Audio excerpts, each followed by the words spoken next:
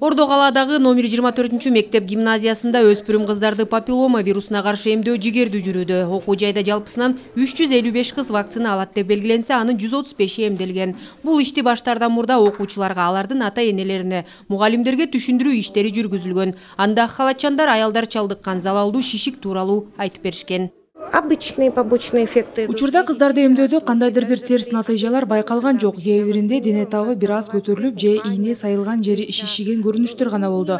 Бул нормалдуу нерсе. Биз бул иш-чарага атайын даярдыктарды көрүп, алгач түшүндүрүү иштерин жүргүздүк. Каршы болгон ата-энелерди чакырып, алар менен жүзмө-жүз сүйлөшүп, папиллома вирусу аябай коркунучтуу ооруларга алып келерин айтып бердик. Бир топ ата-энелер аны уккандан кийин өздөрү кыздарын алып келип жатышат.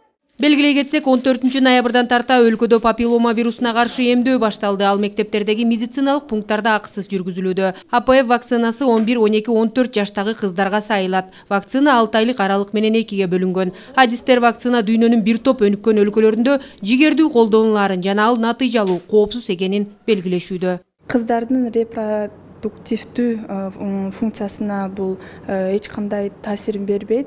Клиникалык изилдөөлөр болгон башка өлкөлөрдө айта алсак, бул Австралияда, Жаңы Зеландияда, Америка Кошмо Штатында, Германияда, Швейцарияда, Бельгияда көп өлкөлөрдө биринчи киргизген 2006 жылдан бери киргизген эмдөөнү киргизген өлкөлөрдө клиникалык исследованиялар болгон болчу. Папиллома вирусу абдан коркунучтуу жана жатын моюнчасында рак илдетинин пайда болушуна алып келет. Аял затында кездешкен залалдуу шишиктин бул түрү өлкөдө рак илдеттеринин арасында экинчи орунда турат. Вирус папиллома человека, вам, наверное, известно, что это тот вирус. Белгилеп кетүүчү нерсе, аялдардын жатын моюнчасынын залалдуу шишигинин көрсөткүчү өлкөдө өтө жогору. Бул илдет жылына 600 аялдан табылса, анын 300дөйү убактысын өткөрүп жиберген үчүн өлүмгө дуушар болуп калышууда.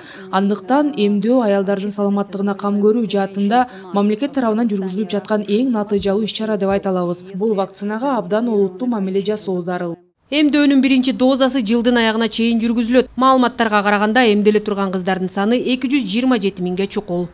Акмарал Сабатар, Эсен Турабыкеев, Ала Тоо 24.